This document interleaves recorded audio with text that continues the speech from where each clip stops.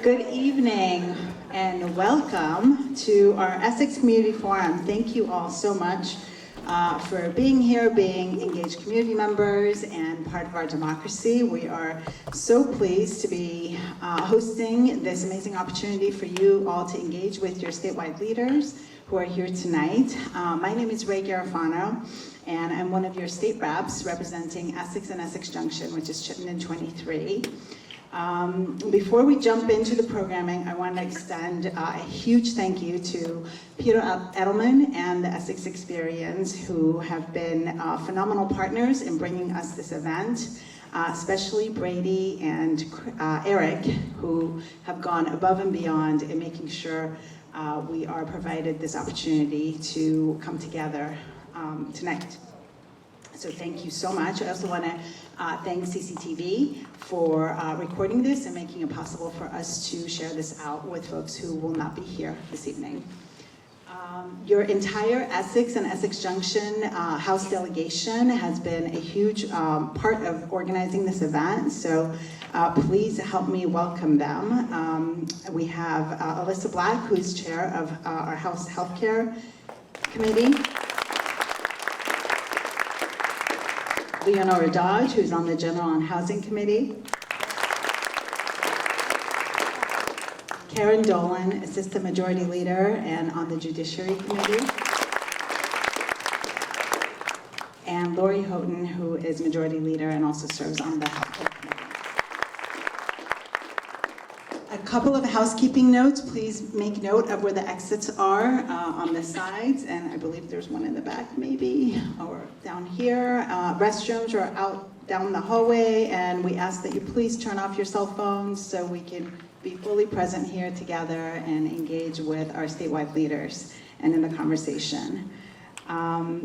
We also want to acknowledge that these are really unprecedented times, and there's a lot of anxiety as the news changes very regularly. So we just want to be here and give you the most updated information that we have at this time. So we also want to say that this is not a political event. This is about policy and what is happening in Washington and how that will impact us here in Vermont.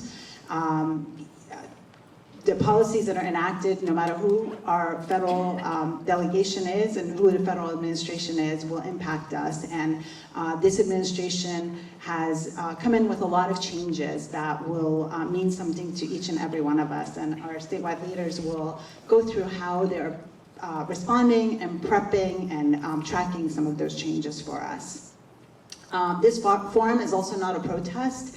And it's not a place for every statewide leader or every leader that to have on this panel. We were very fortunate that these three amazing panelists were willing to share their time with us, but we want to make sure that we keep the questions in the conversation related to their work in their offices. So we're here for an opportunity to share information and get questions answered. We hope to have plenty of time for you to ask your questions. I'm going to now turn it over to Majority Leader Lori Houghton to talk about some of the actions that we've been taking at the State House this year and what some of our priorities have been and how we've been preparing for what changes might be coming down the pike from the federal government. Thank you, and thank everyone for being here. First, I want to give a round of applause to Ray because she planned this entire thing, so thank you.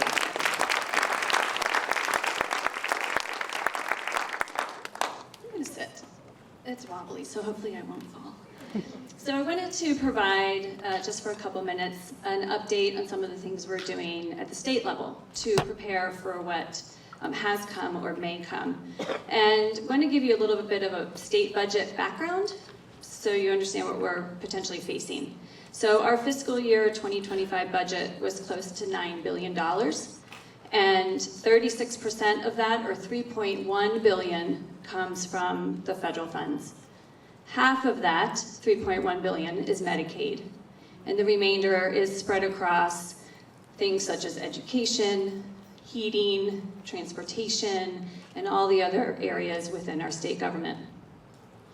These dollars affect all Vermonters in some way or other. Again, food, heating, healthcare, transportation could have a real impact should we lose federal funding. And this amount, this $3.1 billion, is only the amount that comes to state agencies.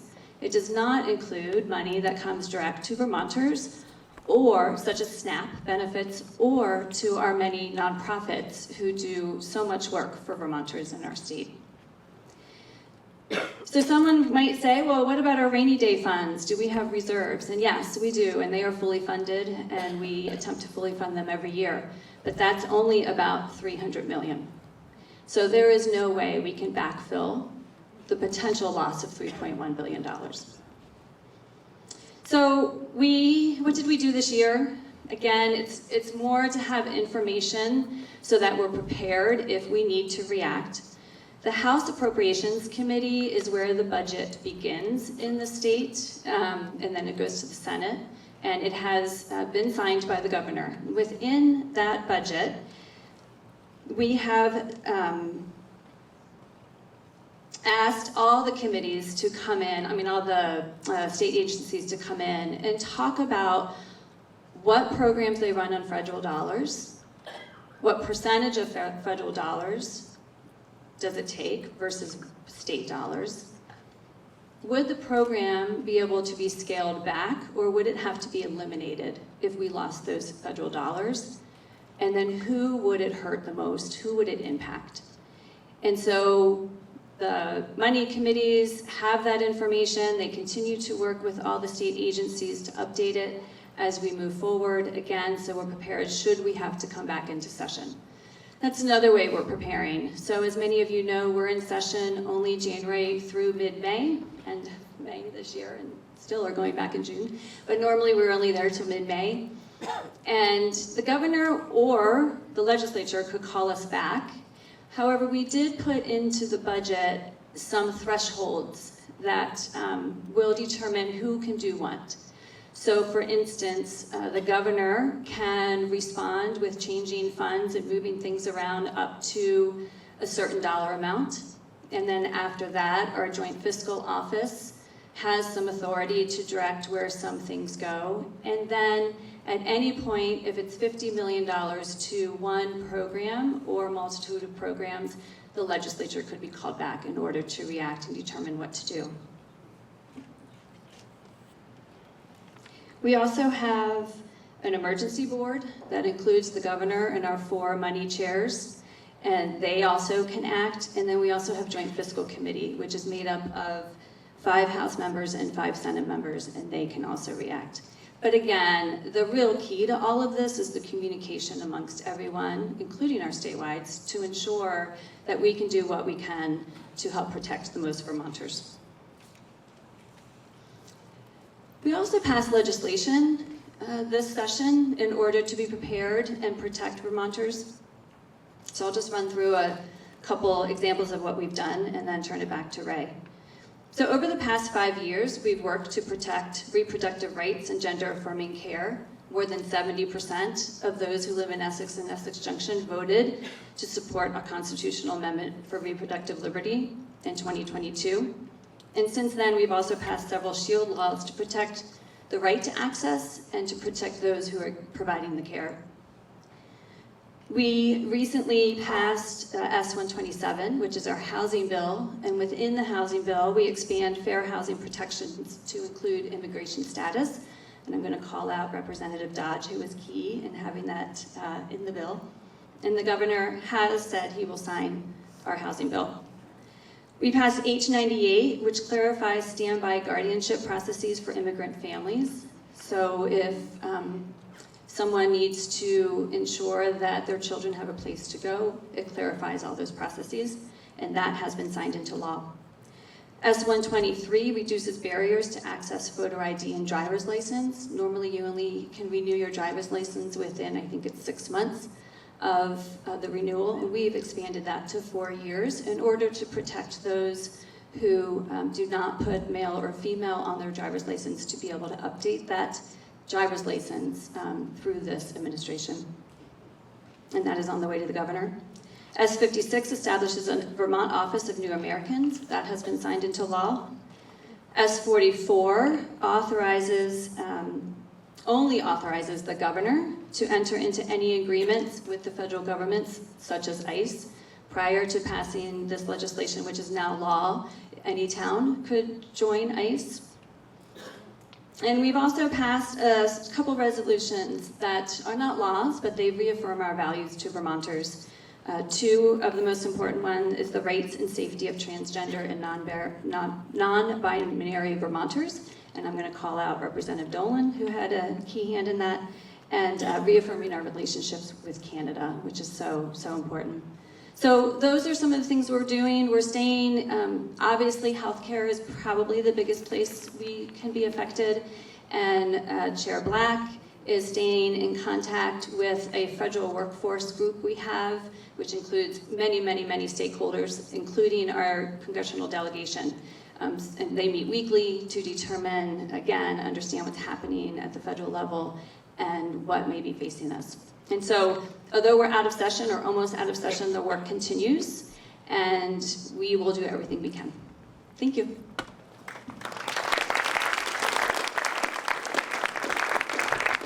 Thank you so much for that update, Lori. And as Lori said, our work continues. We go back in a couple of weeks, and hopefully we'll have a lot of great systems in place for any changes that may be coming down the pike. So finally, the reason you're here, to hear from our wonderful statewide leaders. Huge thank you for you three to making the time to join us tonight and provide the space for our community members to come together and answer some questions from our community. I am so honored to have you all here. I want to introduce to you Secretary of State Sarah Copeland Hanzas, who is a great friend, longtime public servant, former legislator. She has been a dedicated advocate for open government, civic engagement, and protecting the integrity of elections. She is playing a key role in ensuring Vermont's voices are heard and your rights are safeguarded. Please help me welcome Secretary Copeland Hanzas.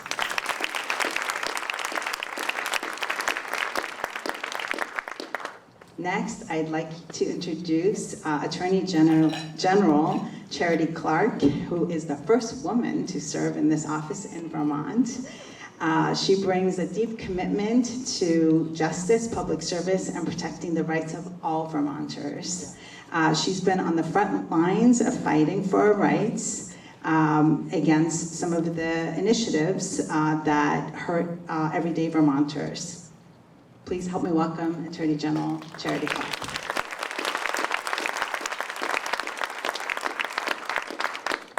And last and certainly not least, I'd like to introduce Vermont State Treasurer Mike Pieciak. He is a former commissioner of the Department of Financial Regulation. He's been a long trusted steward of Vermont's economic well-being. Now as treasurer, he's on the front lines of ensuring our state remains financially resilient in the face of federal changes and economic uncertainty. Please help me welcome Treasurer Mike Pieciak.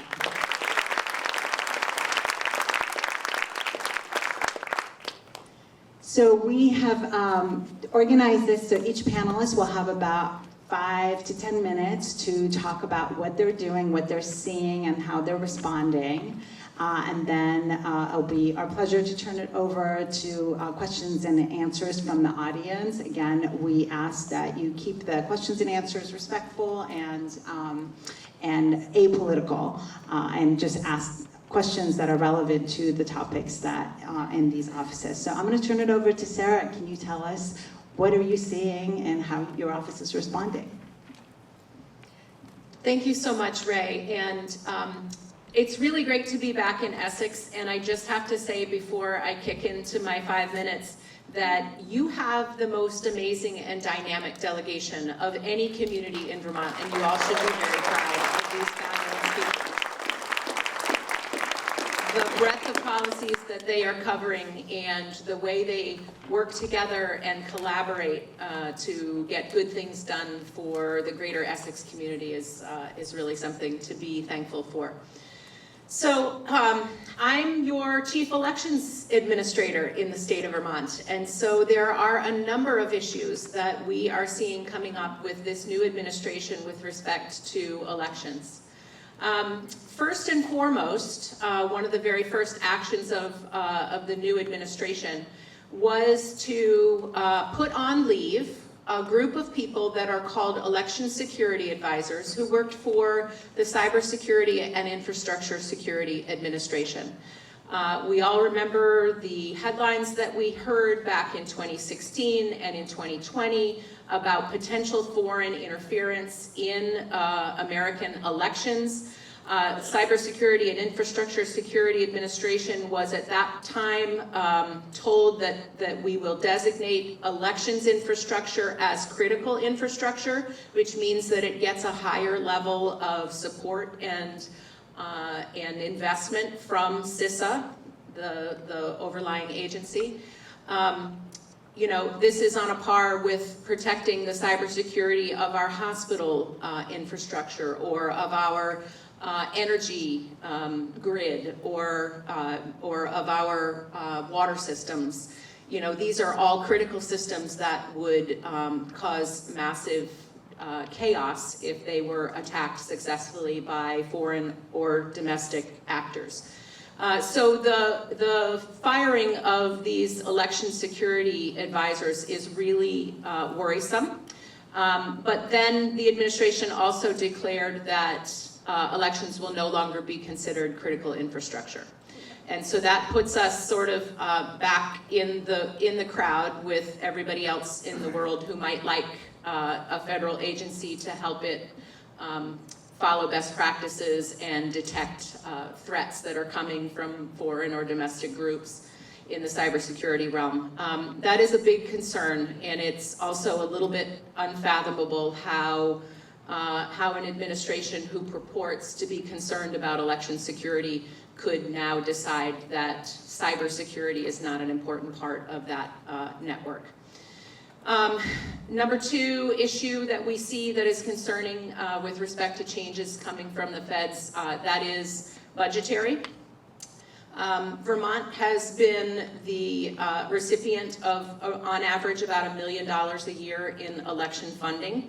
That funding comes from Congress, and it comes to the states because the states are the delegated entity who run federal elections. So when we're electing Congress, when we're electing the president and vice president, that is the states conducting a federal election, and this small bit of money, which you know, for Vermont actually constitutes a pretty big chunk of our annual elections budget, is to support the fact that we are running not only state elections, but federal elections as well.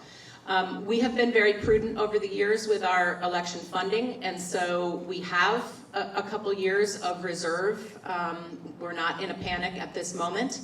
But our annual appropriation this year that we are hoping to receive at some point in the next few months is only $275,000 compared to the annual $1 million that we're used to. And the version of the budget that passed out of the House before they went on recess did not include any elections appropriation from the federal government to the states to support the conduct of federal elections. So that's a pretty good indication that we shouldn't plan on receiving funding going forward. The third big issue, and I'll talk really quickly about this because I'm guessing that there will be some questions about this from the audience, and that is the combination of the President's executive order on verifying citizenship in order to maintain your spot on the voter registration roll, which tracks very closely to the SAVE Act, which has passed the House and is now sitting in the Senate. The SAVE Act is an acronym for Safeguarding American Voter Eligibility. And I can tell you, without being hyperbolic, that it actually does the opposite of that. What it does is that it would require, if you move, change your residence, or go to register to vote for the first time, you would be required to show documentary proof of citizenship, which for some people who are fortunate enough to travel internationally and have kept a current passport might not be a big deal. But if you are elderly, if you are very low income, if you are living in a rural area, the prospect of needing to gather all of the documentation in order to prove citizenship is going to amount to an effective barrier for people being able to be on the voter registration rolls. And if all of those groups of people don't concern you, if you are a woman who changed your name when you were married, you will also have an additional hurdle in that you need to be able to show why your name at birth is different than your name on your current government-issued ID. There's a lot more that we can go into, but I know that Charity has probably the lion's share of the action going on with respect to response to federal actions, and so I'm going to leave it at that, and we can get back into that if folks want to during the Q&A. Thank you.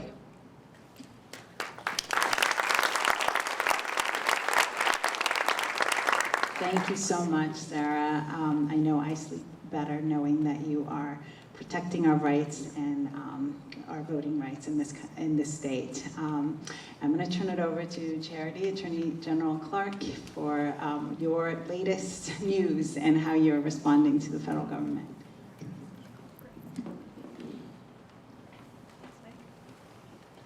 Thank you, and I want to echo Sarah's remarks about your House delegation. They're absolutely wonderful and show how effective you can be when you collaborate and use teamwork as well. So thank you to all 5 of you, and thanks especially Ray for organizing this.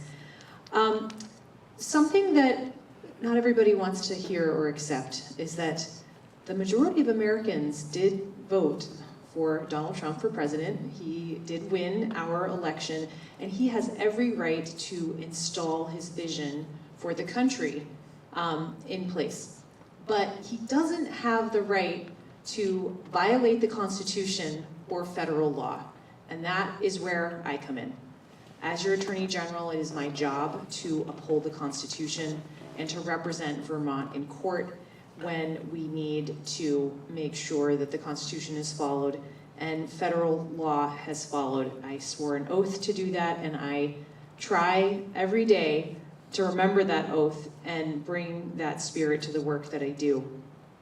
I think one of the challenges that we have had is watching the federal administration disregard some of the norms that we have in democracy, things that we learned about when we were in school and we were young, things like state sovereignty, the 3 branches of government and that balance of power, separation of power, and generally the rule of law that we in this country have held fast to since our inception. At this point in time, I have sued the Trump administration 17 times. It's a lot. Even during, thank you.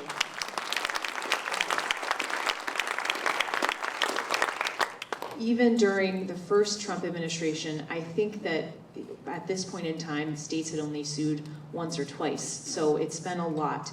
And with the lawsuits, my fellow state attorneys general across the country, we have been able to block many of the harmful actions that the federal administration wanted to put in place. And I'm very proud of that work that we have done.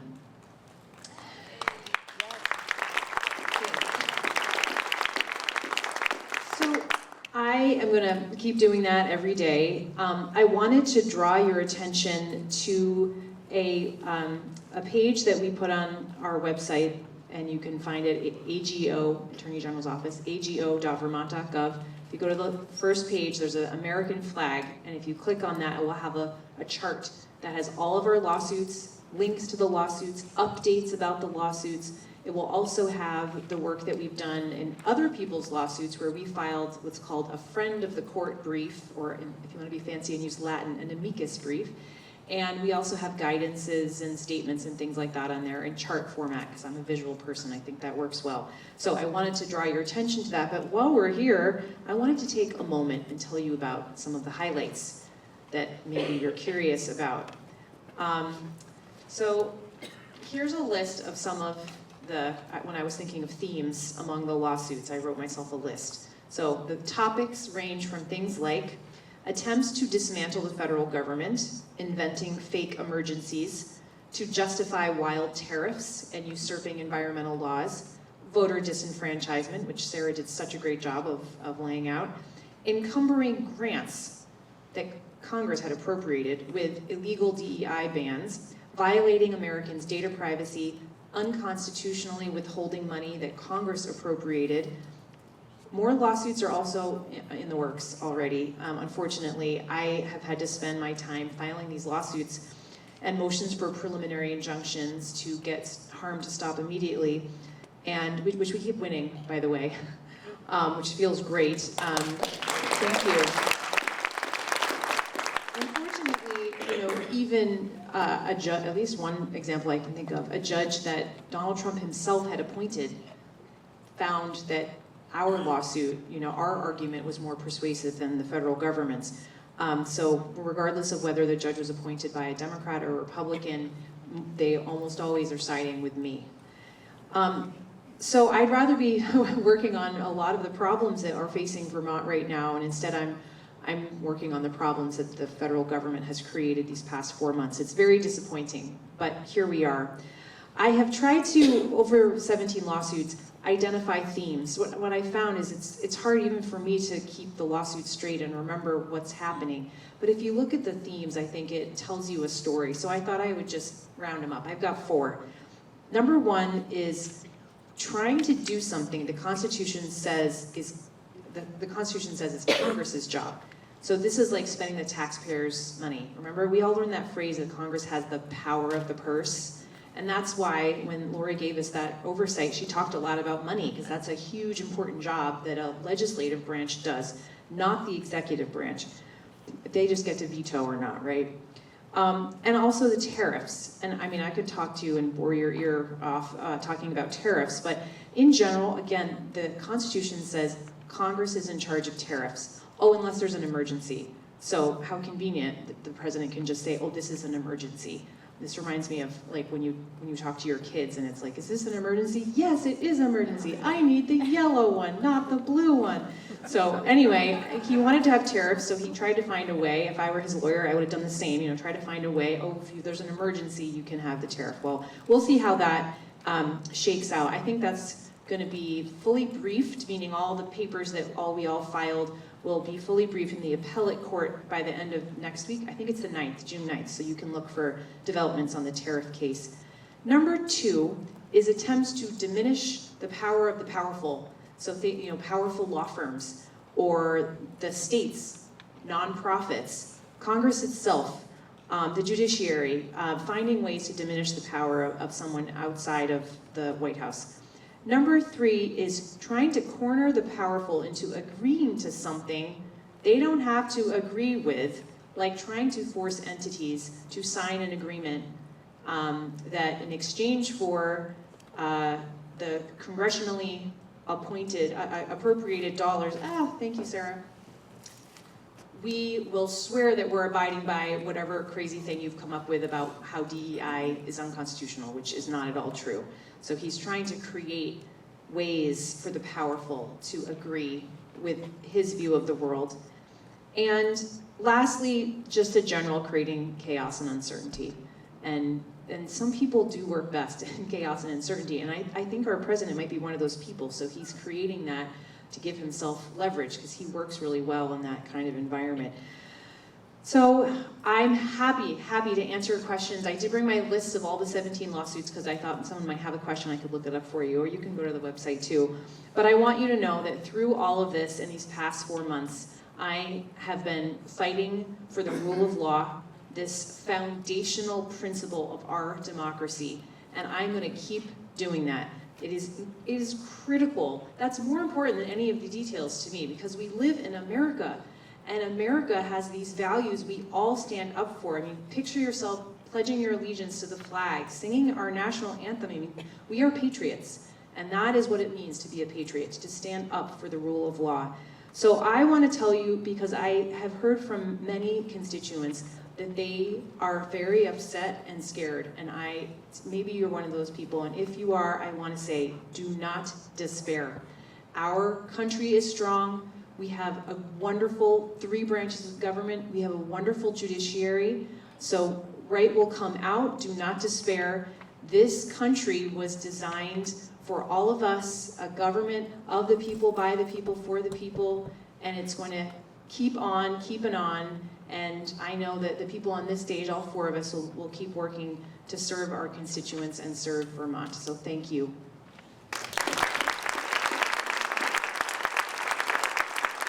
Thank you so much, Charity, for your commitment to our rights and the state's rights. And it's apparent from the list that you had that your work touches our financial security, our voting rights, you know, kind of the whole gamut. So thank you for being on the front lines and fighting for all of us.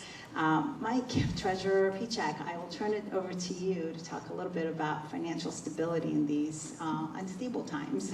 Well, thank you, Ray, and thank you to the entire Essex delegation. Really a pleasure to be here with you this evening. I wonder if you'll indulge me a little bit. I like to ask a couple of questions at the beginning of these town halls when we've done them in the past, just to get a sense of folks that are in the audience and what you're concerned about. But I wonder, like, how many people in the audience think that the country is on the right track? They're never shy, I know, that's good. So how many people think the country's on the wrong track? So for those that think the country's on the wrong track, I wonder how many of you have been impacted or know somebody who's been impacted by a federal policy over the last 4 months? I meant negatively. And then the last question, I guess, you know, how many people have felt a higher degree of anxiety or concern or anger? I see people with multiple hands going up. I think so, that person has 3 hands up. You know, I just want to say thanks for being here. Thanks for expressing your opinions on that. And really just 2 thoughts. One, you know, as Ray said at the beginning, we're here for everybody. We're here as public servants and want to talk and engage about any questions that folks have, regardless of who you support. The other is people that feel that level of anxiety, that level of concern. It's really important to be in community with each other, that come to events like this, stake out your own community, ways to build support and resiliency for yourself, for your community. It's really critical in times like this. It's easy, I think, to pull back and to get discouraged and disengage, but engagement is really key. It's been key for us the last 4 months, and I think it's going to be key for everybody over the next 4 years and beyond, because regardless of who is president or who's in charge of Washington, D.C., we have a lot of challenges as a country that we need to confront and fix and solve, and we need to do that together ultimately. So hopefully we can work ourselves back to that kind of a place in the United States. But when I think about Vermont and I think about the concern, at least I have, for what the federal policy is as it affects our economy, as it affects state revenues, as it affects our financial position, you know, there's really 4 things really that I'm concerned about. One, we hit on already, Lori mentioned the percentage of our budget that is dependent on the federal government. You know, that 36%, that $3+ billion, you know, it's not a freebie to the state of Vermont. These are programs that the federal government has partnered with states to operate. They want the states to operate Medicaid, and they provide a lot of the funding to do that, but the state matches it as well. And then we provide health care for tens and tens of thousands of Vermonters. Similarly with other programs, whether it's in the education department or the health department or labor department, you know, we're working with the federal government to implement national federal policy on things that we all should be agreeing are important, helping people with disabilities, being able to be successful in the workplace, helping people that are facing public health threats, being able to prevent those and keep people in communities healthy. So these are things that are really important that we are working in partnership historically with the federal government on. But if that money goes away, as Lori mentioned, it's going to be really, really hard, if not impossible, for the state of Vermont to backfill that. And ultimately, there are people that are not going to get the benefits that they're currently getting, whether it's health insurance, whether it's the benefit of public health, whether it's a program like Hireability that does help people with disabilities be successful in the workforce. Those are programs that unfortunately are impacted or will potentially be impacted. The other thing that I worry about or think about, and Lori mentioned this as well, but the number of Vermonters that work for nonprofits that are dependent on some sort of grant or otherwise dependent on the federal government for some portion of their operating costs. So the number that I mentioned is 1 in 5. 1 in 5 Vermonters in the workforce work for a nonprofit. So the nonprofit sector is a big sector of the Vermont economy. Billions and billions of dollars of economic activity are generated through the nonprofit industry. And they also do great work as well. They have missions that do a lot of great work on the ground throughout Vermont. So 1 in 5 Vermonters. There was an analysis by the Urban Institute that looked at all of the 990s, it's called, the documents that nonprofits file, and showed how many nonprofits in Vermont have federal grants. And it was like 900 or 1,000 nonprofits. And the total of all those grants was $600 million. So on top of this $3 billion, $600 million coming in to support Vermont nonprofits. And then they looked at what happened if that money went away, what percentage of those nonprofits would be vulnerable to not having enough revenue to meet their expense. And for Vermont, it was about 67% of those nonprofits. So that's why I'm concerned about that. It's a big part of our economy here in Vermont, 1 in 5 Vermonters. That part of our economy relies heavily on the federal government. And if that goes away, 67% of them are at risk for being insolvent. The other thing I worry about is tariffs and the impact that tariffs are going to have on Vermont. I worry about it in a couple of different ways. I worry about it because Canada is our biggest trading partner. Canada is the biggest importer, and we're the biggest trade partner, exporter to Canada. Now, Canada is pretty upset with the United States right now, as you probably know. So whether it's a company trying to sell product or manufacture product in Quebec, or whether it's our dependence on Canadian tourism coming into Vermont, $150 million a year in Canadian tourism, hundreds of thousands of visits to Vermont from folks from Quebec. We're already seeing that the border crossings are down 30 to 40% this month compared to last month. So it's going to have a real impact. And then you think about the tariffs on consumers. We estimate, based on an analysis of the Liberation Day tariffs that were announced, that Vermonters would be paying over $1 billion more in extra costs per year, $3,700 per household in Vermont because of the cost of the tariffs that get funneled down. And there's a good example right here, a manufacturer right here in Essex that told me that they had to pay a $9 million tariff for a product that they were importing from overseas. So $9 million tariff means that this company had to come up with $9 million. They had to pay $9 million they weren't expecting. They took their inventory, they had to float that money for the entire time where their inventory was ready to be sold to the customers that they sell to, and then they had to make a decision. Are they going to incorporate that $9 million into the cost, or are they going to eat it? And most businesses, particularly small businesses in Vermont, aren't in a position to eat a cost like that. They're going to have to pass it on. And when you pass it on, you don't know if your consumers are willing to pay the price of that extra cost compared to other larger competitors. The other thing is that $9 million came out of the Vermont economy. It came out of Vermont and went to Washington, D.C. Generally, for our economy, I want things to be sold in Vermont and money to come in Vermont. We want wealth to come into our state, not be extracted out of our state. So the tariffs also have that impact as well. So the last thing I want to mention on the economy is the impact of climate change on Vermont. When you look at the last 15 years, you might think that places like Florida or Louisiana would have some of the highest percentages of FEMA reimbursement, and in large part they do. But number 4 in all of the states in the country is Vermont. We're 4th per capita in the amount of FEMA reimbursement we've received over the last 15 years. Obviously, we had floods last summer and the summer before, but we have a lot of incidents regularly, whether it's flooding or a windstorm or a hailstorm. They're becoming more regular, unfortunately. They're becoming more predictable in terms of the frequency. And if we are in a position where we're dependent on the federal government, who has a lot of discretion to declare a major disaster declaration, you know, we're going to be in a really tough spot if we have a major natural disaster this summer or any time of the year.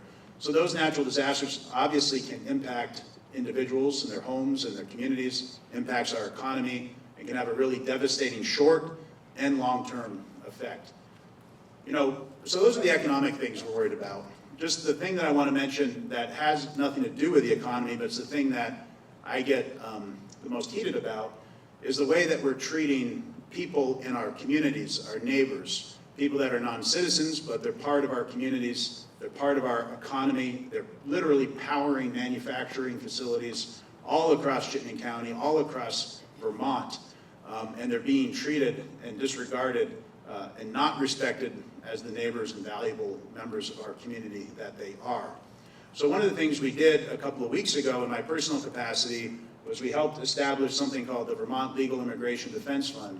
And this is a fund that's seeking to raise $1 million to help organizations like the Vermont Asylum Assistance Project and the Vermont Law School Immigration Clinic be able to have more infrastructure to be able to handle deportation and removal cases. Because we know that we have the expertise in these organizations, we know they have the courage, we know that they have the resiliency, but they just don't have the infrastructure to be able to take on all of the many cases that they're facing at the current moment. And we want to make sure that no one that lives in Vermont faces deportation alone. So we've been successful so far. We have over 300 people that have donated to this cause. I think it's a couple of $100,000 that have been raised, but our goal is $1 million, and getting to $1 million would mean that we would have the infrastructure needed to be able to defend our neighbors and our fellow Vermonters that are living here but happen to be non-citizens. And the thing I'll mention about that is people often say, well, what can I do? What act can I take? There's many acts you can take, but supporting something like this fund would be a really valuable, important, and intangible act that you could take. So happy to talk to anybody about that when the program's over. Thank you so much. Thank you so much, Mike, for working on in your professional and personal capacity to help all Vermonters and secure our financial security and the coming changes. So we are going to have about 1 hour for questions from the audience. We have 2 microphone runners in the middle section there. And I ask that if you have a question, please make your way there so they can hand the mic to you so you can be heard and they can hear you on the broadcast or on the video that we'll be sharing later. If you have a mobility issue, please raise your hand and a microphone will come to you.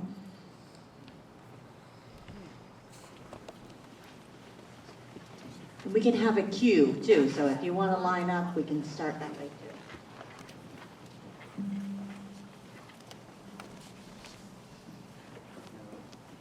Great, so I think we have the first person here. Introduce yourself. Good evening. My name is Meredith Bass. I have a question for the Attorney General. I'm very proud that you have filed all of these lawsuits. I'm very excited that the judges have agreed with you. What I want to know, I think, is twofold. Trump seems to be fighting all of these. Has he put in his legal 2 cents and gotten his lawyers on all of these lawsuits? Yes. And with that, obviously, it delays any action that the judicial system can impose. So is there any positive solutions that are coming from the judicial system that are stopping his behavior? Mm-hmm. So a very customary approach that we take, we file a lawsuit, and with the lawsuit or shortly thereafter, a week or 2 later, we file a preliminary injunction. Our preliminary injunction is a piece of paper that says, whoa, this is wild and people are going to be really hurt. Please do not wait 3 years or however long this whole lawsuit's going to take to be resolved. Let's stop the harm now. Let's just say, whoa, we're going to put a pause on whatever thing you're doing here until this lawsuit can be resolved, because the thing you're doing is really harmful and we need to stop it now. That's what a preliminary injunction does. And if we can meet the standard, we will file one of those. So, and then you see the judiciary responding. They're responding very quickly. They might say, okay, that's a good point. Hey, federal government, you've got 3 days to respond. And then, hey, states, I'm giving you a couple days. And you see this last week, it was Thursday, I think, the federal court issued its decision regarding the tariffs lawsuit that we filed. And it was a really good decision. You should read it, actually. And then immediately, like same day, the federal government appealed. So there's 3 levels. It's the federal district court, District of Vermont we have here. Then it's the appellate court, and that's like the circuit. So we're in the 2nd Circuit. And then it goes to the United States Supreme Court. So right now, the appellate court said, okay, we're gonna take this, and what they did is instead of stopping the tariffs, they stopped the lower court's stopping of the tariffs, and they said, okay, we, the states, have until June 3rd, I think that's tomorrow, we have, like this week, we will respond, maybe it was the 5th, and then they have another couple days, and then they're gonna decide. So they're moving very quickly. They understand the gravity of this case. It's huge and impactful for the whole country. What we have seen also, because I think a lot of people have concern that Donald Trump and his administration aren't gonna follow what the judiciary says, but what we have experienced is they actually have been following. And when we get an injunction, they comply. Sometimes it takes a week or two, but they comply, in our cases anyway. So by and large, they're little foot draggers, but they do comply. So I think that they're following the judiciary. I mean, they're complaining about it heartily, but they are following. And we can hope that that will continue throughout the process of the appeal, and if it goes to the United States Supreme Court, which I expect it will, that it will they'll continue to obey the judiciary. I hope I answered your question. Great. Hi, good evening. My name is Ann Miller. I'm a resident here in Essex, Vermont. This question is for Attorney General Clark. I have called your office and thanked you for your service, and also publicly thanked you. And I have two questions for you that are related to data privacy. I will say, having worked in the nonprofit sector, that I know how much a labor and love is of public service. So I really do appreciate your work. My two concerns are, one, that the Secretary of Health and Human Services, RFK Jr., wants to create a database of people who have autism. The governor of Illinois, Pritzker, has issued an executive order barring the sharing of data for people who have autism to the federal government. I don't happen to have a child with autism, but I think as a member of the community, we need to stand up for everybody, and I'm concerned about what the federal government will be doing with those data. And then directly related to that question is the bigger question that Palantir now apparently is getting a contract to aggregate the data of all Americans into a database, and I feel like this is a serious breach of data privacy. And I don't know whether your lawsuit already covers that, but I am really gravely concerned about this matter. I have another question, but I'll come back in line. Well, one of the things that has been, it doesn't make me glad, but I have been a data privacy advocate and expert for years. You can ask some of the representatives, because I remember when I was first running and I was like, this is gonna be one of my issues. And campaign advisors were like, no, Charity, that is not gonna resonate. Do not talk about that. But now we can see why I care so much about it. And by the way, if you care about data privacy too, I have a movie for you. Remember The Lives of Others? It's like a foreign film from 2006. I think it's from Germany. Highly recommend The Lives of Others. Really about privacy. But Europe has a different view of data privacy, and it's because of the Cold War and the Stasi and all of the shenanigans that happened there. And I think America is comparatively a little naive about data privacy. But here in Vermont, we really believe in privacy. That's like part of our whole thing, is we like privacy and doing your own thing and being independent. So I am completely share your concerns about all of this. I share your concerns about the federal government compiling data. I share the concern of what are they doing with our data, and are they educating AI and then using that AI, and how reliable is it? By the way, I'm sure some of you have heard about the list of sanctuary cities and sanctuary states that you no longer can find because there were so many mistakes on it that the page has been taken down, and we surmise that it's because of AI. They used AI, and AI made so many mistakes. So I share your concerns. We are absolutely monitoring that and waiting to see if any action is taken. Hello, my name is Phil Deasing. I'm a longtime resident of Essex, and thank you for coming to engage with us this evening. There is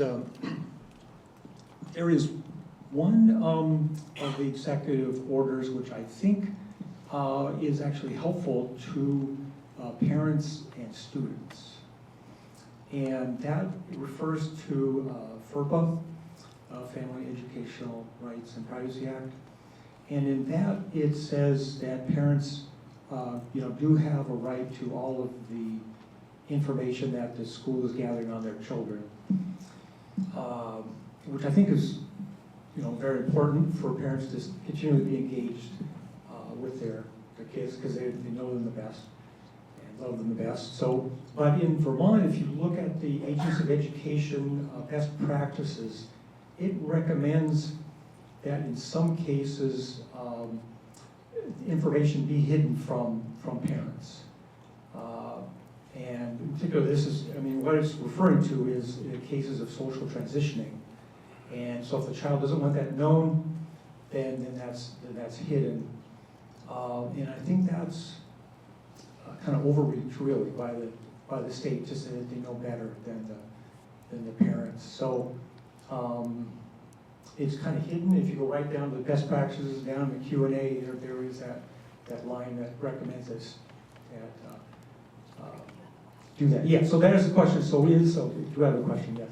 So the question is, will the state, I think, find it advisable in that respect to change that advice and that policy in the state?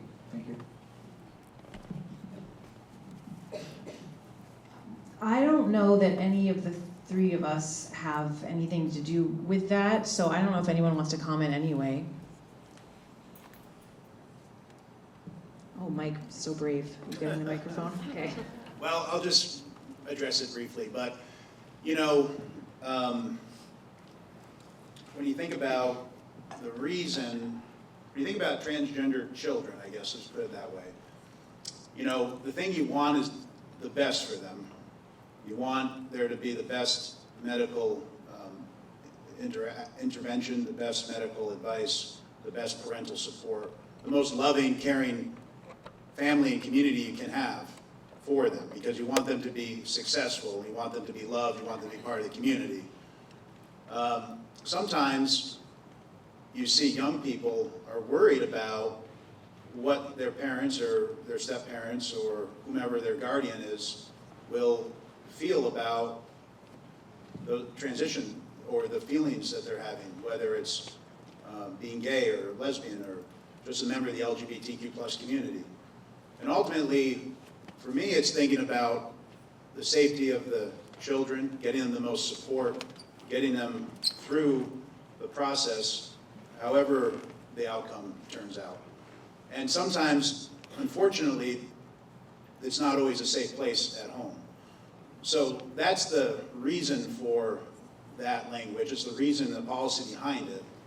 And I think ultimately in this arena, it's always a matter of the family, the child, and the medical professional that's providing advice. But when the family is not always a safe and inviting environment, then there very well might be reasons for trying to keep the child safe by not quite letting them know what was disclosed at school or to someone that was a confidential mentor or something like that. Thanks, Mike. Hi, I'm Lorraine Zaloom, longtime Essex resident as well, born and raised in the big city and now live in the town. I have a question for creative thinking. We are facing a very creative federal administration, and I was thinking that given the brain trust in Vermont, that perhaps we have some creative ways to increase our revenues. Are we looking at things like nonprofits that wouldn't necessarily know anything about high-yield saving accounts in terms of how they store their funds so that they can increase their own funding? Are we thinking about things like maybe a Vermont credit card so that Vermont can actually capitalize on credit card and put that money into our account? And also, I work in plumbing, so I see housing, and there are crazy tariffs going on right now in terms I deal with pricing and buying. So I also see the influx of a lot of second homes and very, very hot, $2 million homes on a regular basis. And so to me, I also wonder where we are with bringing in more revenue for the people that can afford, that enjoy our fine state as a secondary home. I'm just wondering if someone could speak on how things are funded and how we're looking at creative ways to increase our revenue. I'm also very concerned about the CHIPS Act that was just canceled as it'll directly affect us here in Essex. Thanks. Well, I'll just answer a couple of the points that you mentioned. I mean, one on the nonprofit side, you know, there are a lot of conversations in the nonprofit community, not just about how can they have more revenue from ways that they're investing their funds, but how could they potentially be stronger by working together and consolidating some of the functions that they do, whether it's accounting or IT or HR. And those are real conversations that are happening in light of what's going on at the federal government. And those are probably, you'll see how they turn out, but they're probably healthy and productive conversations to have, because those organizations at the end of it will be more resilient for the future and delivering on their mission, and likely delivering on their mission with less overhead. So more of the money that's going to them is going directly out to help people.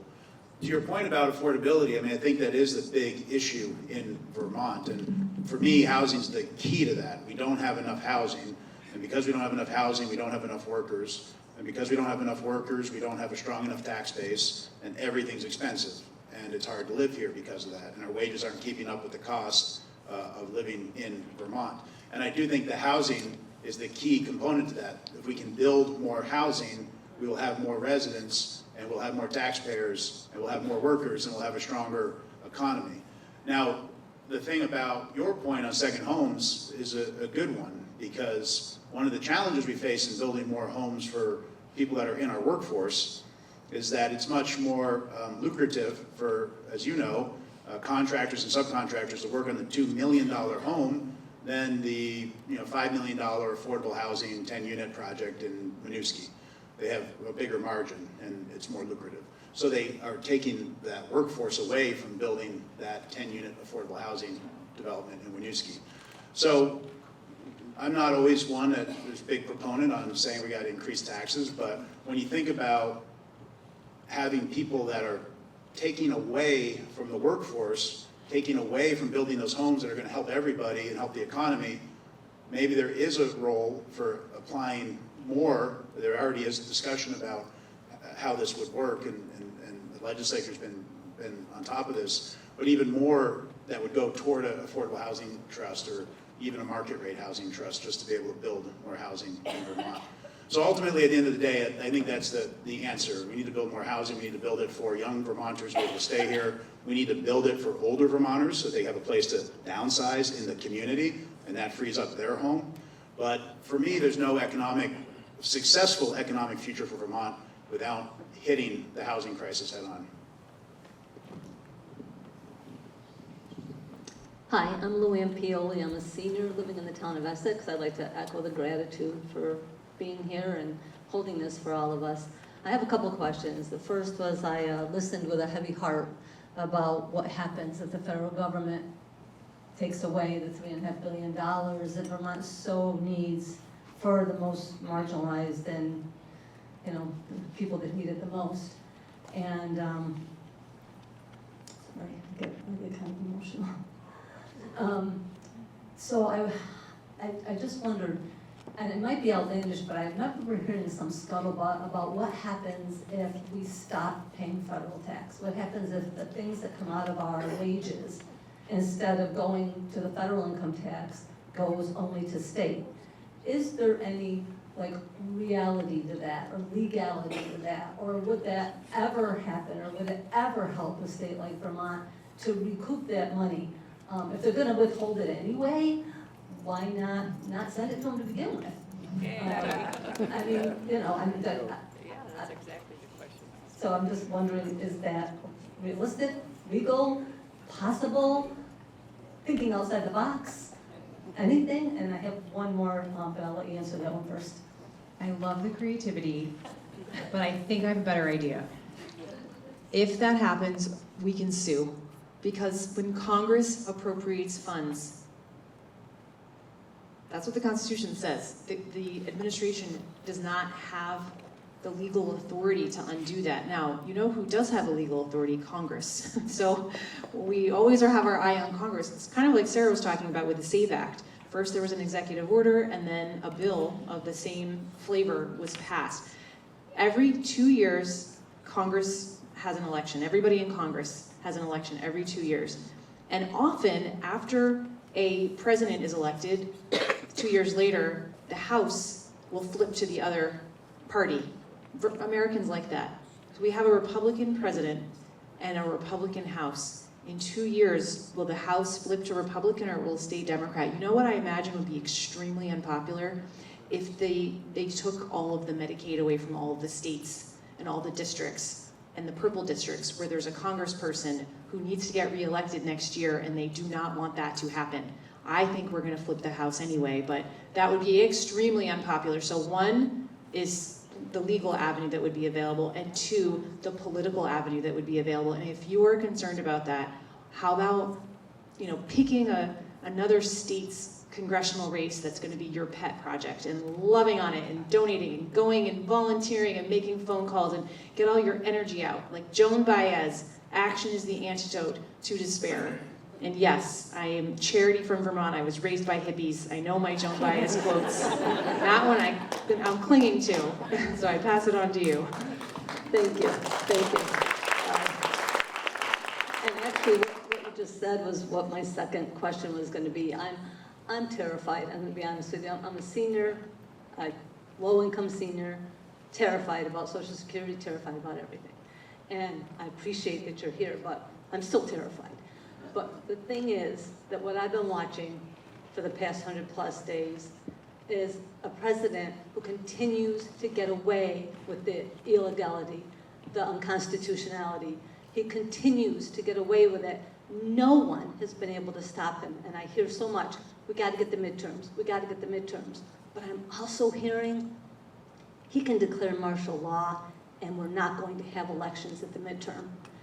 And that, I think, is a reality. And I know that nobody wants it to be, but I'm afraid of that. And I know that you're saying the Medicaid cuts and the Medicare cuts, and I think the Social Security is going to be wildly unpopular. It is.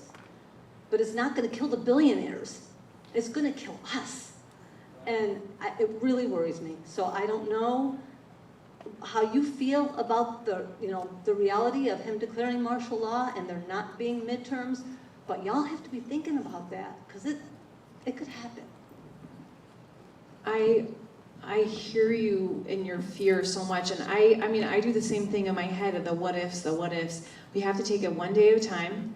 We have to look back on the past 4 months. I mean, the man has been sued just by attorneys general like 24 times. We haven't joined every lawsuit. We haven't been able to join every lawsuit because we don't have standing. We're not the right party to bring the lawsuit. But he's been sued a lot, and when you consider all the nonprofits and the unions and the other organizations, he keeps losing, and he keeps obeying the courts.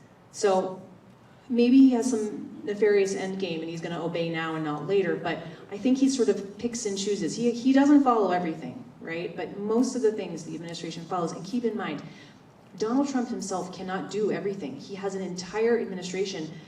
Your fears would require a ton of people willing to disobey the Constitution, to disobey the federal government. And we have a gigantic country and 50 independent states, including DC, which is its own animal. We are an independent, sovereign state. We are a very unique, there's been nothing like us in the world ever. The United States of America is extremely unique. Our strength comes in our layers, our balance of powers, the sovereignty of all of the states. Remember, Vermont was a republic before it was even a state. And hold on to all of those values. Like, when I say our country is strong, Bob Kinzel asked me one of the first press conferences that I attended early on this year. And he said, Charity, are you afraid? And I just out of my mouth came, no, because I believe in America and the strength of our country, and I really, really do. I hope that's a comfort to you. I know you're worried, but I hope that's a comfort. Thanks, Charity. I was just going to ask Sarah if you wanted to speak to the elections piece of that at all. Well, I think that is a big hypothetical about on what grounds a president might choose to institute martial law. But I'll just turn back to what Charity said, that elections are run by the states. This is foundational in our Constitution, that the states will determine the time, place, and manner of federal elections and that only Congress can put parameters around that. And so I think it would be pretty difficult for the establishment of an incident of enough magnitude that could impact elections across our country. Hi, my name is Marie Tiemann. Thank you for taking the time to come here to our community. And I'm one of millions of people that was very concerned about how DEI has impacted many policies across our country. And as you know, many corporations have pulled back now. I read through many, many shareholder resolutions and find that companies are turning back. But I specifically want to address Title IX. 23 years ago in June, Title IX was passed to protect women and girls in education and sports. And the wording does not include identity, it includes sex. And a year ago, the Supreme Court ruled in favor of the Chevron case that agencies cannot reset regulations. So last year, when the Department of Ed tried to change the regulation, it's really not legal. And I wonder why Vermont does not want to follow along in protecting women. Do you women want to be in a locker room with a male? Like me? In front of me? Like me? Do you want to be, in that position? I It's would very love to step in difficult. and answer that question, because I have to tell you that there have been many instances in my life where I have felt threatened physically by a man, and it was never in a locker room. However, young girls are threatened, and they feel traumatized. There have been girls who've been raped. There have been girls who've been injured in sports. So Title IX needs to stay where we protect women and protect young girls.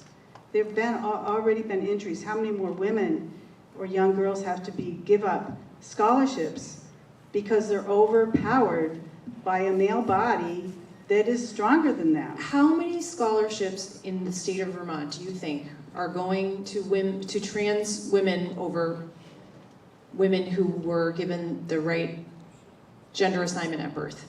I mean, you were talking about an extremely teensy tiny, I don't even know what, and I don't think it happens in Vermont, but you know it does happen, let me tell you, because my office has the Internet Crimes Against Children Task Force, and we do have people in this state who target children, who rape and molest and assault children, and they overwhelmingly are one type of person. And yet, listen, you know who I want to protect? Everyone. And trans people deserve our respect. They deserve our love. They are our neighbors. They are our community members.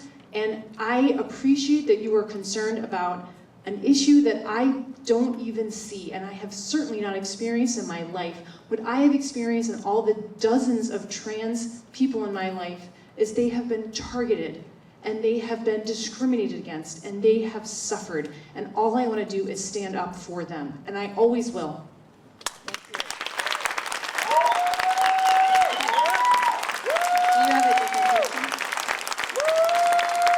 I can appreciate that.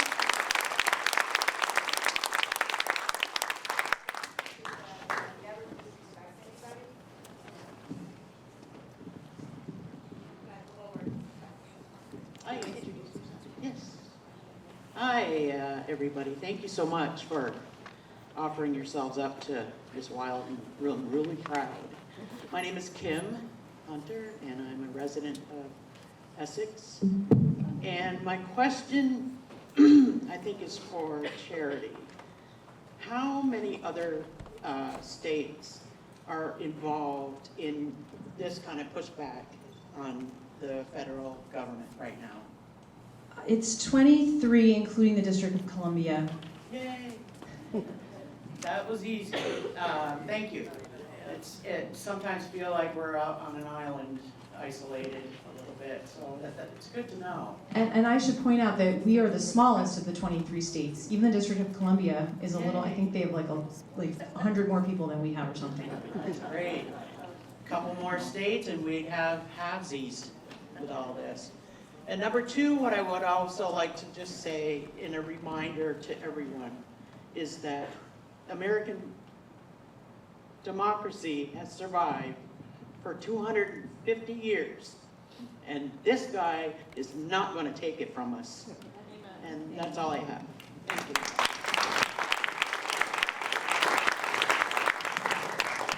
Hi, thank you all so much for coming out tonight. I truly appreciate the representation that Vermont provides to every citizen. I truly appreciate all the work that you're doing to stop our president from his fascist attacks on our democracy. And I'm sorry, I'm a little bit upset right now because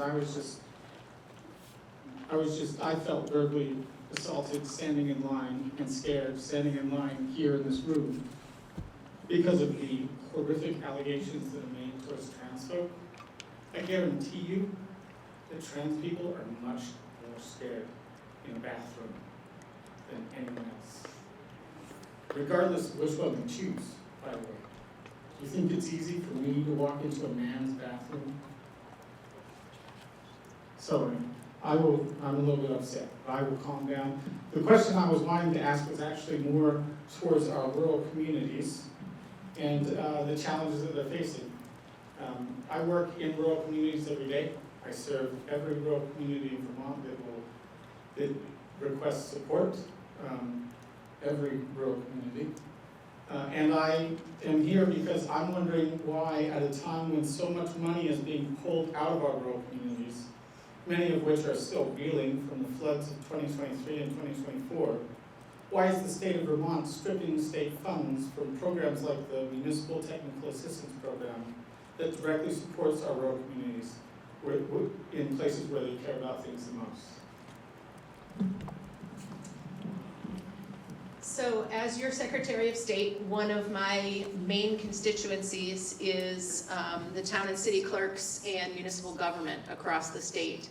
I don't run the Municipal Technical Assistance Program, but I can tell you about the municipal assistance that we do have in my office, and I can tell you that we have just gained approval from the legislature to create a new permanent position to have a paralegal coming in along next to our general counsel and municipal affairs attorney who can help us to answer questions from rural communities, because we know that if a member of the Essex city government has a question about whether this is legal or that is legal, we know that Essex has more of an ability to call up their Essex city attorney than does Victory, Vermont. And we know that there are many small communities where municipal leaders don't have the ability to simply retain an attorney to get an answer. We provide a basic amount of support to them, and we are investing in that more going forward.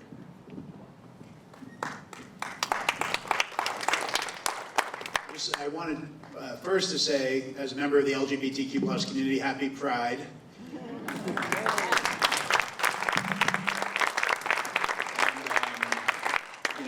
For those of us up here as state leaders, we respect the dignity and value of every person, and you're loved and part of the community.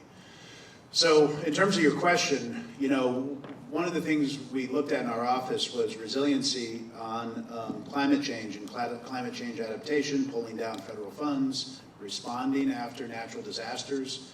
And it's really clear that smaller communities don't have the bandwidth to apply for so many of the grants and so much of the money that's available. And it just creates this disparity where the larger communities have more resources, have more ability, pull down more money, recover faster, do better, and the more rural communities are struggling and left behind. So we did in our report propose including more money for that program. I think it's really important. When you go and talk to small towns, they say, boy, you know this, I mean, they say, boy, like, we have one FEMA event every 15 years, how are we gonna be the expert in this? Like, we don't even have a town administrator, we don't have anybody, you know, we're dependent on volunteers, and hopefully those volunteers know what they're doing, and hopefully they'll stick with it. And that shouldn't be the plan. It shouldn't be sort of by the randomness and graciousness of the community and who steps up that a community recovers and survives. So some of that has to be thinking about how do we provide more regional resource and support to our rural areas. And that's a really important conversation for Vermont to have over the next 5 to 10 years. But thank you for your work. Supporting rural Vermont is really critical. And I will just add, if you wanted to send that question to one of the state reps, we would get back to you as to why it was removed from the budget and what else we might be doing to help the rural communities. I'm not aware that it was removed, but we can get the information for you. Great, thank you. And I'll do an announcement of a time check. Looking at the folks that we have, we might be set for questions, so just giving folks a heads up. We'll see how these go, but this might be what we have for questions, so. Hi, I'm Alexis Dubief. I'm an Essex resident, and I have a comment and a question. My comment is I'm a big fan of everybody up there. Love your work, appreciate what you do, and I'm so grateful because I don't live in a state where I have to sweat and worry about what my state leaders are doing while I'm asleep. And it is a gift to sleep easy at night because you all are manning the helm. And I just want you to know that.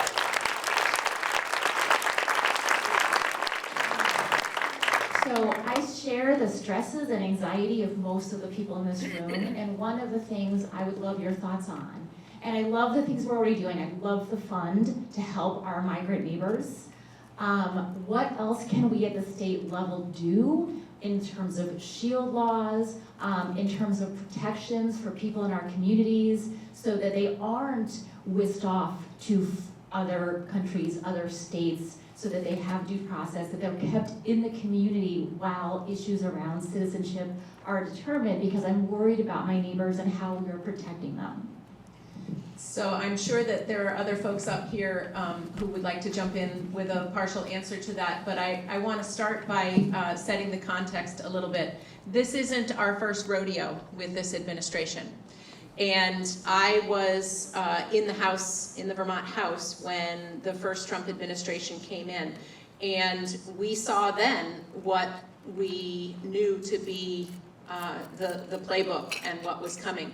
And so we set about to make a number of different changes that would help to ensure that Vermonters can be guaranteed the same freedoms and rights that they had pre-election of 2016.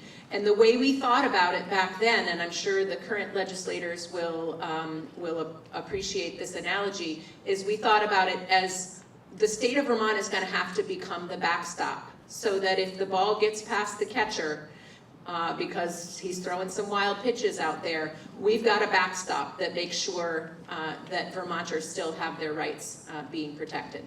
And so there were constitutional amendments that came into play. There have been pieces of legislation that have been incrementally adopted over the last 8 years. And I'll let Charity and Mike jump in if they've got some more specifics, but your delegation also has been keeping a really close eye on this. I mean, you said it. Great, thanks. The one thing to mention on the constitutional amendment side is Proposition 3 or Proposal 3, which is going to be a constitutional amendment to the right to organize in Vermont. It would be the second state to pass this constitutional amendment. And it will be on the ballot in 2026, so that will be a really important thing to fight for and organize around as we head into 2026. And I think when you think about unions, you think about them as being an independent source of power and organization, and that's really important in a time where the federal government is becoming very powerful and needing to have other types of checks and balances on it. So any place of authority and power that we can strengthen that's not the federal government and diversify that power is going to be really important. And if I can just add one thing again, we legislators organized an immigration law panel a couple weeks ago, and I believe we taped it, right, Leonora? Yes, so Orca Media What we can do is send out, we'll put out some resources online for everyone, but it's at Orca Media. But it was a fantastic panel that helped us understand better the immigration law. So we'll make sure that we get that out to everyone. Hi, thanks. My name's Maureen Heck from Hyde Park. A couple of questions, just a follow-up, Charity. Are we a sanctuary state? You mentioned it, but you didn't say. I don't whether even we- know what sanctuary state means. No one, I don't think anyone's ever put that in law. But what we do have a law is to clarify that our public safety has a job to protect the public safety of our state and of our constituents. And they are not to be conscripted into a federal plan to get themselves involved with immigration. That is not legal in this state. A statute was passed, probably by Sarah and your delegation, that requires each law enforcement agency in the state to have what's called a fair and impartial policing policy that clarifies that. Their job is to keep us safe. Public safety is their job, and there's not going to be any commandeering of law enforcement in Vermont because of that statute. So what happens here with legislation that's been passed that is contradictory to many of the executive orders? So once they are codified, if and when they are, then what happens to the legislation that's been passed here into law? Thanks. Most of the executive orders don't actually do anything. They're kind of like a memo or an email to the agency of such and such. Hey, Secretary so-and-so, can you look into this and do something about it? And then a lot of value statements. So most of the, maybe half of the executive orders that I read have been of that nature, so they don't actually do anything. Others have been found unconstitutional by the courts. So it kind of depends on what one you're referring to. You can't necessarily write something down, slap executive order on the top, and it has authority that you think it has. At least that's what we've seen this past 4 months. Okay, well, specifically about Title IX, we had all those little girls come to Trump to the Oval Office. So I think that's going to be on the list. We passed a bill about, the governor signed it on puberty blockers. And I know Trump has that as well on an executive order. And I think there's there's one or two other ones. So it's my understanding that once this big, beautiful bill gets put through the Senate, they're gonna start working on codifying these executive orders this year. So I'm just wondering, what is your game plan as far as any legislation that's been passed because, I was thinking about the marijuana, and that's the federal government, that's against the federal government law, but yet states, it's legal. So I'm just wondering, where is this going? This is why you always should hire a lawyer if you need one, because it's complicated. Exactly, it's illegal, and yet we're doing it. So a law is very different than an executive order.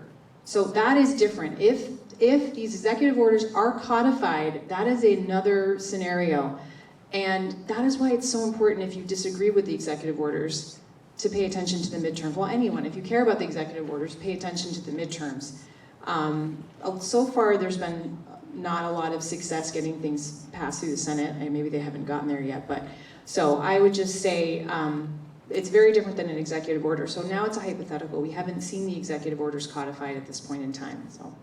But your office will put out an advisory on each and every No. time it's contrary. No, that would be a waste of time. Great, thank you, Charity. To the next question. Hi, my name is Rev Baker. I'm a citizen of the fine city of Essex Junction. And I wanted to thank you all for being here. I know you're kind of touring around. I know you're in Stowe yesterday doing a similar thing. So thank you for your service to our state and for coming to our community. I have a general question for the group, and it may turn into a suggestion. There's a lot of people in this room here who are here to hear what you're doing for our state in regards to the federal government and their actions. I personally feel a little lost when it comes to what I can do. And I've reached out to a lot of my elected officials at the state level and also at the federal level. And I feel like the answer I get most of the time is stay involved, stay connected. And those are great things, but those aren't specifics. And I don't know how to act on those besides coming to things like this. And I'm wondering, are there resources available to us, how we can get involved, how we can stay connected? And if there aren't, could you provide some? And if you can't provide some, is there a legal reason why I'm getting the same answer from all the people I'm asking? Get involved, stay connected. It just feels really vague, and I'm wondering, is there a legal reason for that? Why you can't provide specific advice? But please, we're looking to our leaders to provide specific ways for us to get involved. There's a lot of people in this room who want to do things, so. I've done enough talking tonight, but let me just refer back to my point about adopting a congressional race out of state, because we obviously have a wonderful congresswoman here in Vermont, but out of state you could adopt a congressional race. And the other thing I want to say is about protesting. Some people, is protesting even doing anything? Protesting is absolutely doing things. It's showing Congress what people want, what people like, what they don't like, and it is uplifting to people who don't feel comfortable to protest. They feel seen, they feel supported. People who, for whatever reason, can't get out of the house, can't participate. So I think don't think to yourself, I'm not doing anything by protesting except making myself feel better. You're making other people feel better too, so I'm gonna.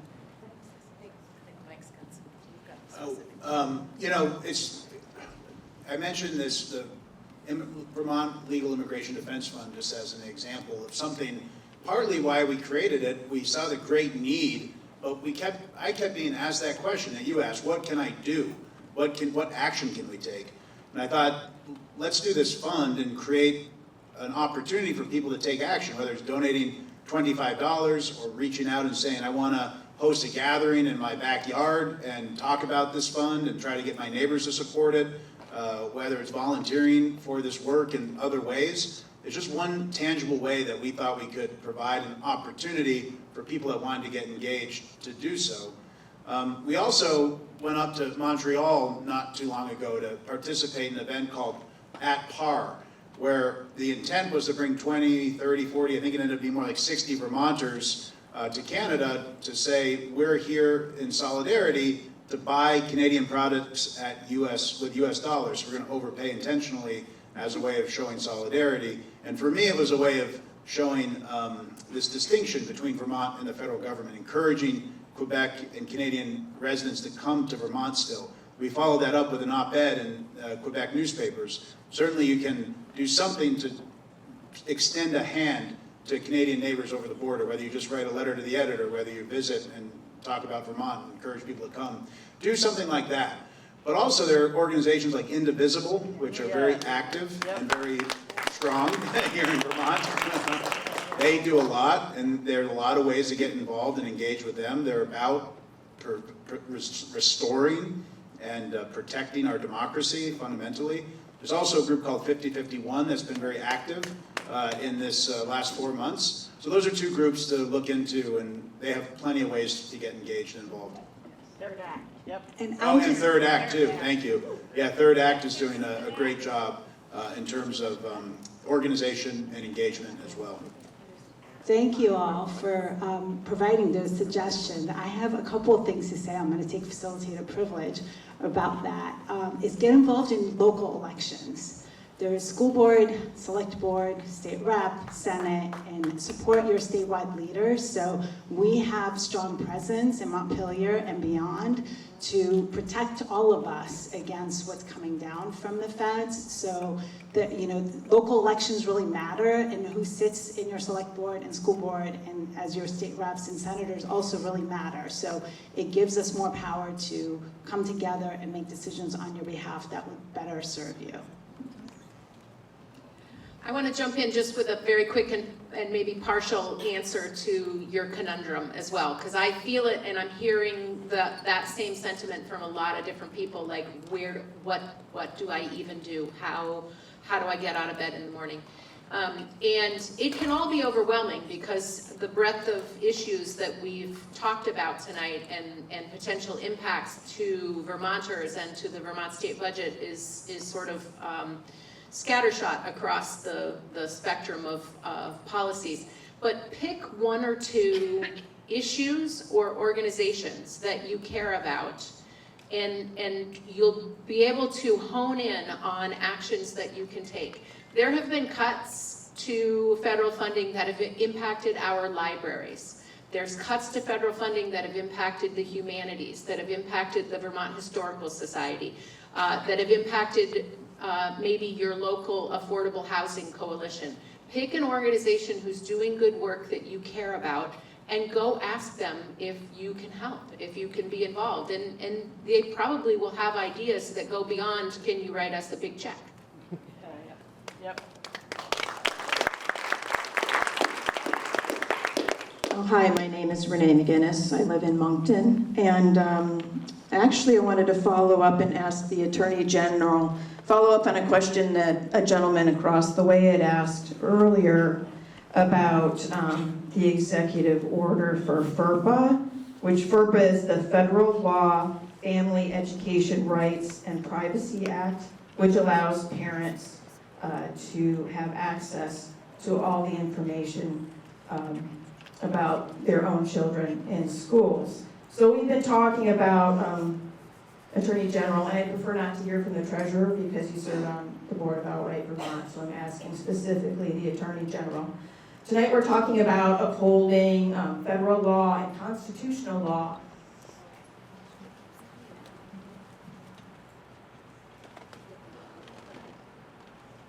Maybe they can just respond to that. No, it's not the whole question.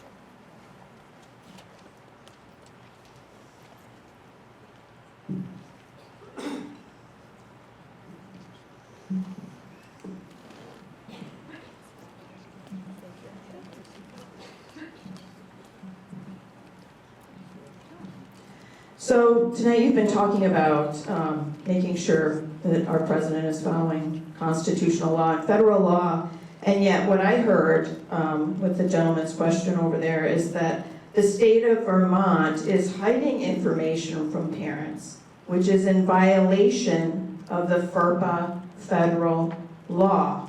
We also have, I think it's under Title 33 state law, I'm not sure.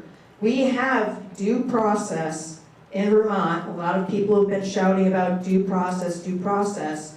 Under Title 33, we have due process for potential children who are potential victims of neglect or abuse in their families. There is a process under the Department of Children and Families that is being usurped when the Agency of Education is deciding to have policies that require schools to keep separate records between parents and children. So my question to you, Attorney General, is why aren't you upholding due process according to Vermont state law and federal law in regards to the rights of parents to know what's going on with their children? Teachers are supposed to be mandatory reporters. School librarians are mandatory reporters if there is a suspected case of child neglect or abuse.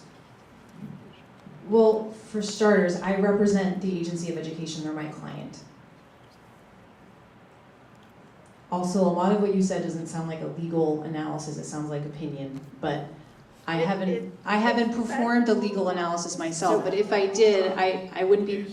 Okay, so we're gonna stop, Charity, we're gonna stop right there. Thank you very much. You had a chance to ask a question. I'm gonna go to you now. Thank you.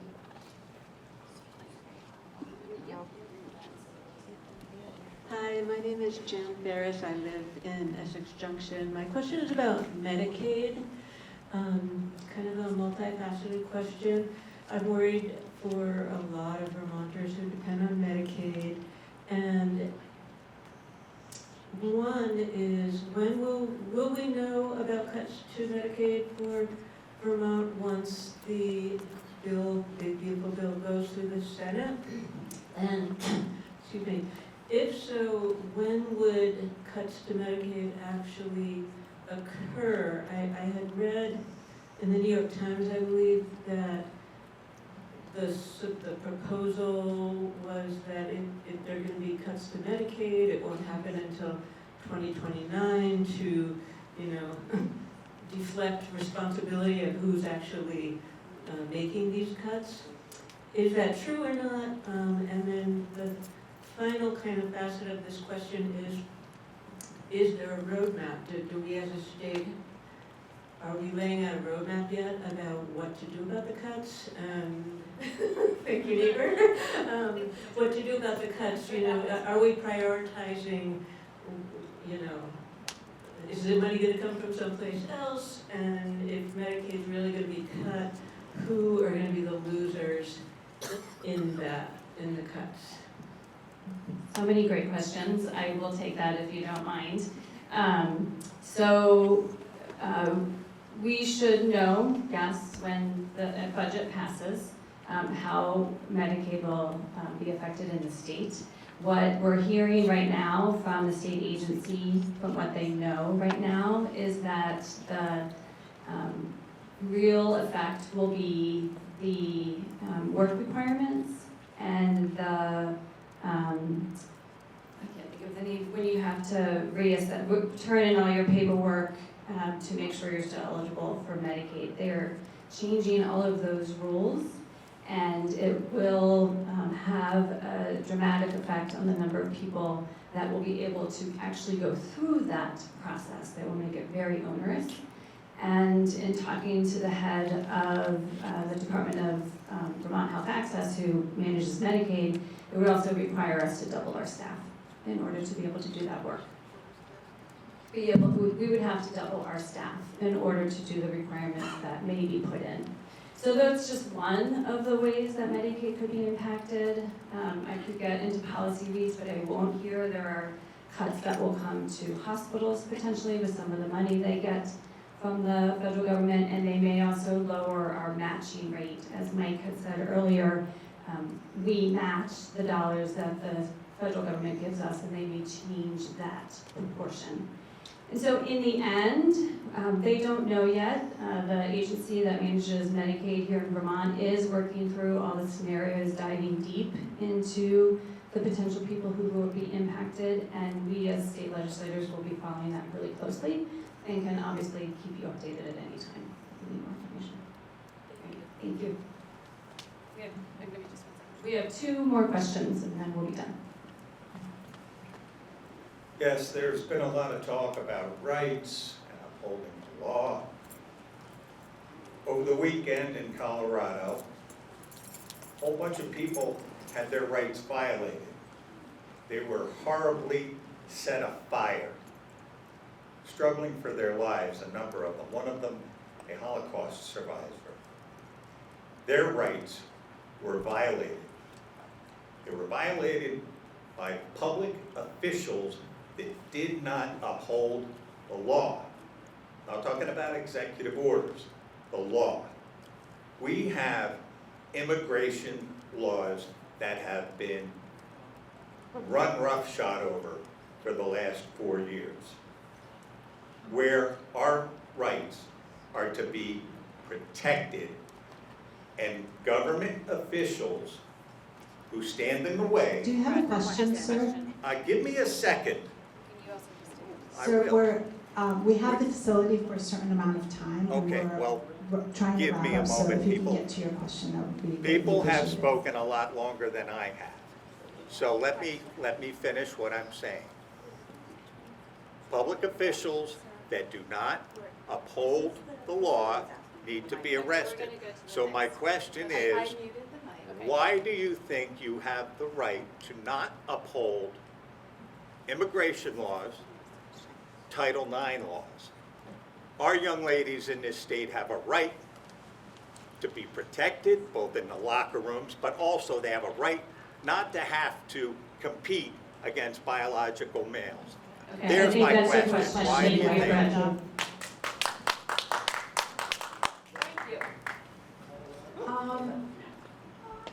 I guess, I know you want an answer, but you want an answer from someone who's on the stage, because we don't do that. That's not, I don't have the authority. I don't enforce immigration laws. I'm the Attorney General of our state. So if you have questions about how the Agency of Education handles something, you want to call the governor's office. Governor Scott is the one who oversees the Agency of Education, not the Treasurer, the Secretary of State, and the Attorney General. And we certainly can't enforce immigration laws. That's a federal issue. Thank you, Charity.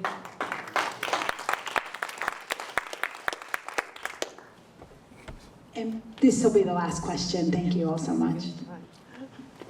Hi, my name is Kim. I had a question, I think mainly for Mike. So you've been talking about the fund for immigration.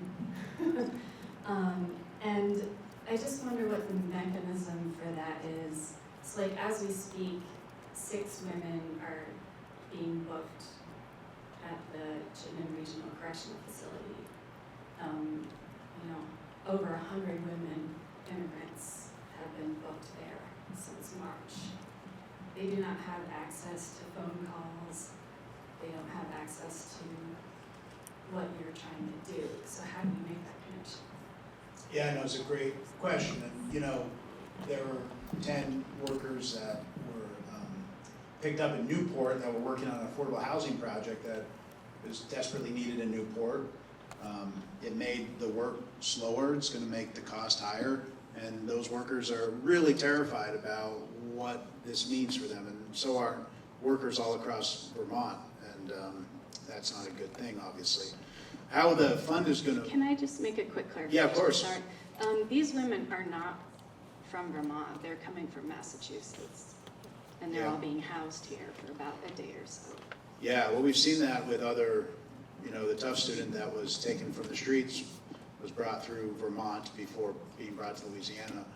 So in all of those cases, it's been clear that having representation and having representation that is effective and that can act quickly is really important to keep somebody in the jurisdiction that they're in, because there's an intentional act to get them to a jurisdiction that will provide them less due process, whether that's the state of Louisiana and the judges that they have there, or whether that's overseas into a different country.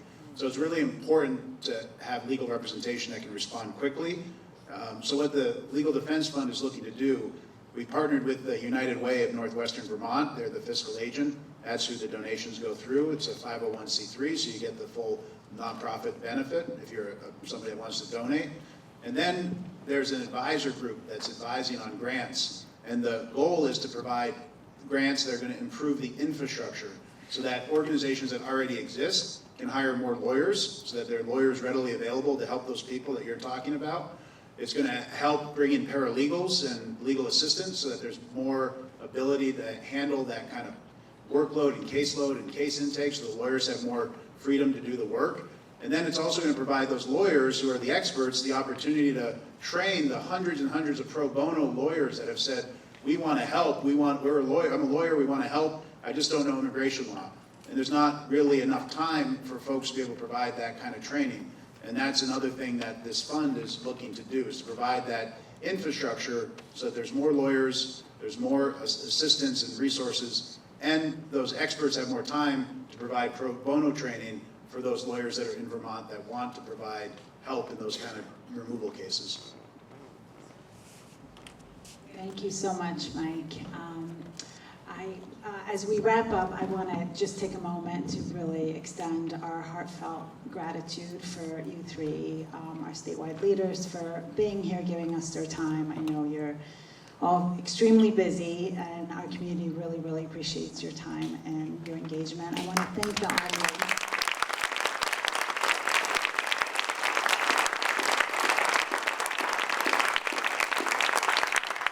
I want to thank the audience. Your participation proves that democracy is alive and well. Thank you for being extremely engaged and informed, asking great questions, and being civil to your neighbors and your community members. We will be following up, sending all the registrants a follow-up with some resources and a link to the CCTV video that was made, and your statewide House delegation, as our work is not done in Montpelier yet. We would normally have an end of session report at this time to be getting out to your communities. That our work isn't finished yet, we haven't adjourned. So as soon as we get back to Montpelier and finish up our work, look for updates from us, and we will do our best to continue to stay engaged and inform you as policies are changing in the federal government that will impact us, so you're informed about how those changes will impact you and your neighbors. Thank you again for being here tonight. Thank you.